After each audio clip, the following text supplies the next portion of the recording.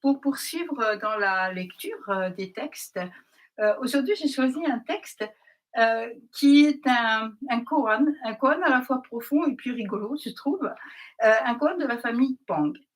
La famille Pang, il y a beaucoup d'histoires sur elle en Chine, avec toujours des côtés comme ça assez drôles en fait. Et ce que je pense comme un koan s'appelle Alors je t'aide. Connaissez-vous les koans? Ce sont de drôles de petites histoires que l'on raconte dans le zen pour nous faire réfléchir à nos partis pris ou pour nous amener à voir la réalité un peu autrement. Pardon. C'est souvent provocateur, saugrenu ou paradoxal. Par exemple, quel était votre visage avant la naissance de vos parents? Ou bien, tout le monde connaît le son de deux mains qui claquent, quel est le son d'une seule main? Ce qui me plaît dans les koans, c'est qu'ils peuvent à la fois nous faire sourire et nous faire réfléchir. Celui que je viens de lire se passe en Chine, dans une célèbre famille d'artisans. Le père, la mère, les deux enfants Pang. Imaginez, un matin d'été, il fait beau, les oiseaux chantent dans les arbres, le ciel est sans nuages.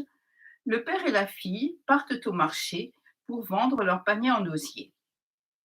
Le père trébuche sur le chemin de terre et tombe. Sa fille, aussitôt, se jette par terre à ses côtés. Que fais-tu donc, grommelle le père. Je t'ai vu tomber, dit la fille, alors je t'aide. J'ai d'abord relu 2 fois ce passage pour être sûre d'avoir compris, puis j'ai éclaté de rire en me représentant la scène. Le père faisant un vol plané sur le chemin de terre, ses paniers se dispersant autour de lui, les mains qui s'écorchent en essayant d'amortir la chute, la surprise, les genoux qui s'écorchent, les genoux qui brûlent, et puis sa stupeur quand il voit sa fille à son tour étalée par terre. J'ai ri donc. Et puis les derniers mots m'ont frappé. Alors, je t'aide. Bien sûr, ce n'est pas ce qu'on attendrait comme aide. Elle aurait pu lui tendre la main, s'inquiéter de sa chute, ramasser les paniers. Elle aurait dû même. Mais elle n'a rien fait de tout ça. Elle n'a rien fait de raisonnable. Elle le voit tomber et elle ne reste pas debout. Elle le rejoint. Elle le rejoint parce que peut-être que c'est de là, de la même position que lui, qu'elle peut mieux comprendre ce qui lui arrive. Qu'est-ce que ça fait d'être par terre quand tout le monde est debout autour de vous? Qu'est-ce que ça fait quand on tend la main vers vous, vous qui êtes en bas? Alors je t'aide. Comment est-ce que je fais moi pour aider l'autre? La personne qui est tombée, malade ou malheureuse ou incapable de se relever. Est-ce que ma façon est toujours la bonne? Oui, pleine de bonne volonté le plus souvent. Oui, avec le souci d'écouter, le désir de réconforter, mais quand je donne des conseils, quand j'explique à quelqu'un ce qu'il peut faire, d'où est-ce que je parle? Quand je partage, quand je donne, où suis-je? Là-haut, sur mes 2 jambes, surplombant la personne, ou juste à côté d'elle, là où elle est?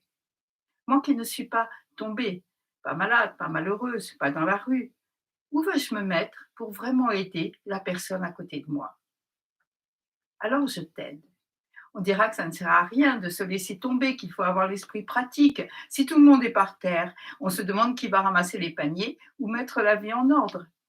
Pourtant, pourtant, peut-être qu'il faut commencer là, pour que nous nous relevions ensemble, que nous nous aidions mutuellement. Peut-être que je serai la plus maladroite, peut-être que ça nous fera rire de nous voir tous les deux au même point. Ou bien finalement, peut-être que c'est l'autre qui m'aidera. Quel beau risque à prendre, passer de celle qui aide à celle qui est aidée. Alors je t'aide. L'inattendu, pour mieux comprendre que nous sommes tous ensemble, tous vulnérables, tous debout. C'est le matin, les oiseaux chantent, le ciel est sans nuages et nous nous sourions. Voilà, voilà un sujet de réflexion pour le week-end.